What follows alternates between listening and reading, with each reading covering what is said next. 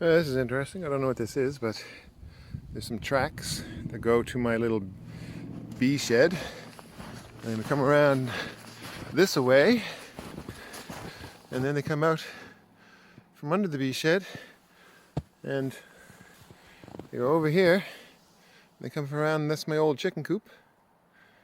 Or maybe they're going the other direction. Anyway, I guess they don't care about bees.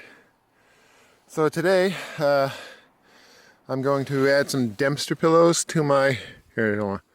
There we go. I'm going to add some Dempster pillows to my hives, a couple of my hives, just because I'm sick of using moisture quilts. Moisture quilts are great for wicking out moisture from the insides of the hive and all that fun stuff, but I find them a little bit, I'm just kind of sick of using them. I want to simplify things, so I'm using a Dempster pillow. Okay, so this is the first hive that I'm going to add a Dempster pillow to, and there's one of the pillows down there. Basically, this is more or less a regular Langstroth hive, but it's got, an inner cover, and it has a ventilation rim. Some people would call that a vent box if you're in the DE hive world, but I just call it a ventilation rim. So I'm basically going to place this pillow over that inside that ventilation rim, and that's more or less going to act as like a moisture quilt, or some people call it a quilt box.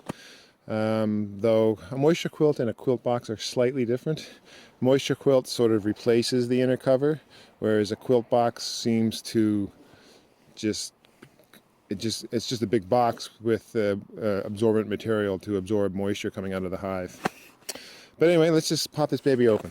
And what I've got inside this hive right now, let me just look. Whoa, whoa, whoa. Okay. Well, I don't think I can do this. This was an experiment that I had on the go. Instead of putting in a moisture quilt, I just put in a piece of hard insulation, and then I cut out a hole so that there would still be some moisture coming out. But I put this piece of hard insulation over the hole last time I was out here, and look. Whoa! So that's not the greatest thing in the world that I've ever seen. Okay, so this one looks like it's ready. Let's see if there's any bees down there. Oh yeah, there's a few bees right here. However, I'm going to shake those off, and then I'm going to put a piece of mesh over that to keep the bees down there, and then I'll put the pillow in. So let's just see if I can do this.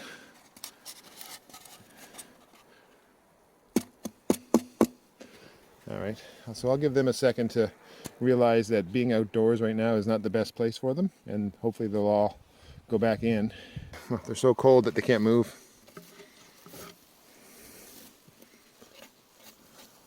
And they got their butts in the air too. They're trying to be defensive, but they're just too cold to do anything. Oh, look how cold they are. They can't even fly. They can't do anything. They're just sort of crawling around almost instantly in a state of torpor. So I might have to put some a rim on these guys too to get ready for some emergency feeding as well. But anyway, let's just put this down right here like this. So there's a few bees sort of crawling around there, but you can see they're already gone back in. All right, so I'm just gonna take this Dempster pillow and shove it right there. Okay, this is a perfect installation of a Dempster pillow. So what it is I still got my ventilation rim, and you can still get your ventilation out the holes there. But the pillow, which is basically a 2 or 3 inch thick burlap pillow full of kiln-dried wood chips, sits over the inner cover, and the hole in the inner cover is still there. So, and this inner cover actually, is this the one? Yeah, I even have holes, corner holes in some of my inner covers. Anyhow, but basically the heat from the bees pushes the hot, moist air out of the hive through that inner cover hole and into the wood chips that are inside this very porous burlap pillow. Once it gets absorbed, it will evaporate out these holes, and theoretically it just pulls the moisture out of the hive, keeps the bees dry.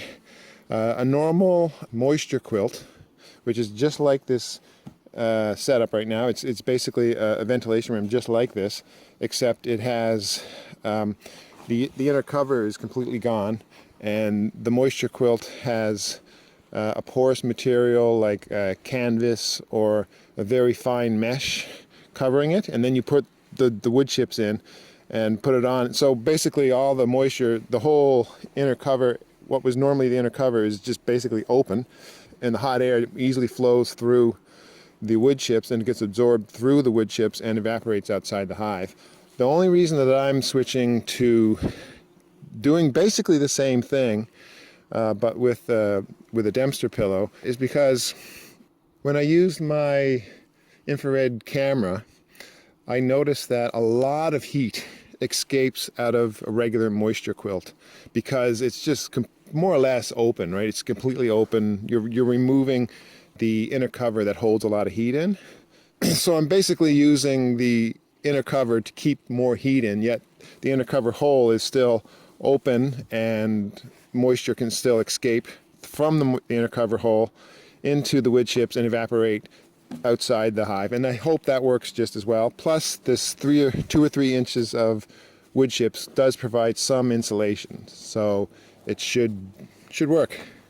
This is also one of the hives that I need to put a rim underneath, or a shim, so that I can add some emergency sugar, because they're much higher in the hive than I would have expected them to be. There may still be plenty of honey down there, and I think there is, but sometimes they just don't go down and get it. So this is a Dempster hive pillow that is more or less designed to replace my moisture quilts. But generally I see it as just a convenient way to add moisture absorbing wicking material into your hive in a convenient way that you can just put it in and take it out because it's inside a pillow. I've never used it before. This is my first time using it, but maybe it'll go moldy, maybe it'll get damp, maybe it'll get, I don't know. But right now I like it. This is the very first day I've used this, so I don't know if it's actually going to work, but I don't see why it wouldn't work. So we'll see. Okay, so I'm not going to add the second Dempster pillow to this hive because it's just too much to deal with today. I'll deal with them tomorrow. It's just better to do things early in the morning so that in the day they have just time to recover, build up the heat inside their hive and all that jazz. So I'm just going to leave them alone until tomorrow. So this is another Dempster pillow, and this one isn't as full of chips as the other one, but it's good enough. And this hive is a really cool hive. I hope it survives the winter.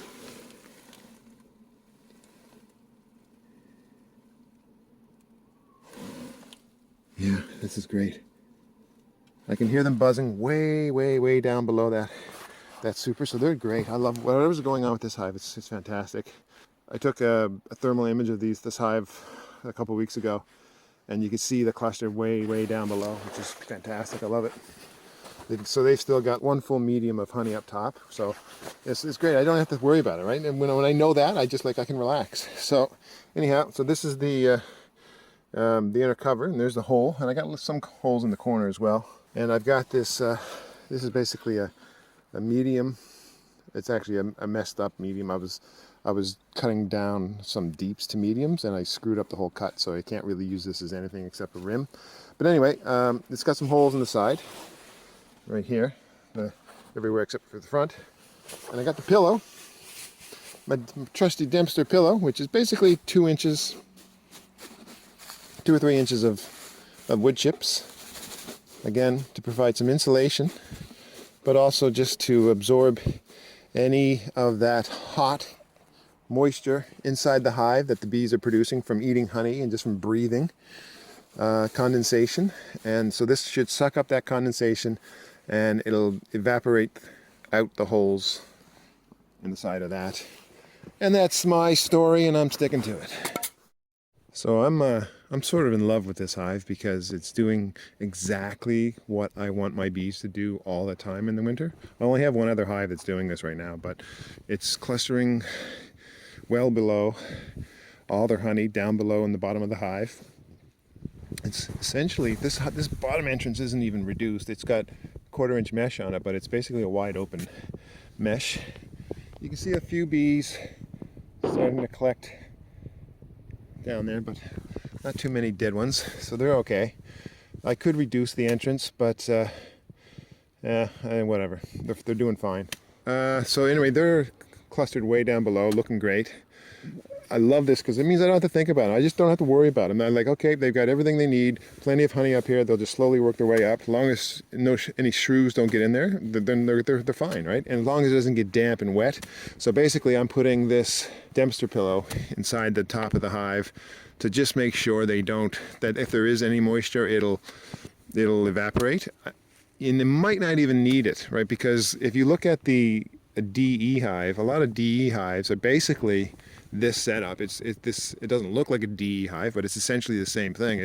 It's an inner cover with a rim up top with holes in it that allows any kind of moisture to escape. But it also has a lot of dead air space, which creates insulation. So anyway, whatever. But I can really hear them buzzing.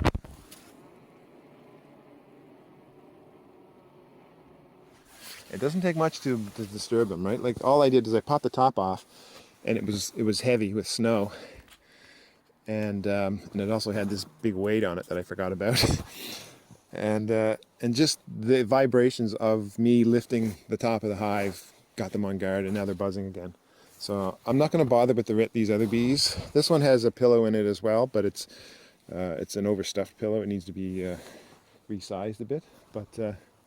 Otherwise, it's pretty good. So they've got a pillow. They don't really need one, but they've got one. And I'm going to get one more on the go. And I'll probably put it on that one up there, or maybe this one. I don't know. We'll see. Are these bees alive? Oh yeah, you can see this is cool. See them? So see, they're doing all right. So they're okay, but. Again, like most of my hives, they do, the clusters have risen to the top. So, I don't know. Do I give them food? Like, I'm pretty sure they've got honey, but do I roll the dice and just say give them sugar anyway, just to be safe? Because even if they don't need that sugar, they'll just throw it out. They'll just toss it. They'll just toss it down to the bottom of the hive, and come spring, I'll just have a big pile of dirty sugar on the bottom of the hive. So, I don't know. Sugar is. It's insurance, but sometimes it ends up being a wasteful amount of sugar. But you can always mix it with water and make syrup out of it later. Anyway, it's not too bad today. It's cold, but not too damp. But it's definitely a lot of. I think after the snow, the first snowfall, you get a lot of dampness in the air. Some will say that it's not the dampness from the environment that causes dampness and condensation to build up inside the hive. And no, not necessarily true. I've definitely had hives that were in foggy, dense, wet, moist areas, and they're just soaked. They just get totally soaked because, just imagine, like if all of this was just floating water molecules in the form of fog, and then you had 100-kilometer winds blowing directly into the hives, all those little floating water molecules would blow into the hive. Into every little crevice and hole, and they would get full of water. It happens.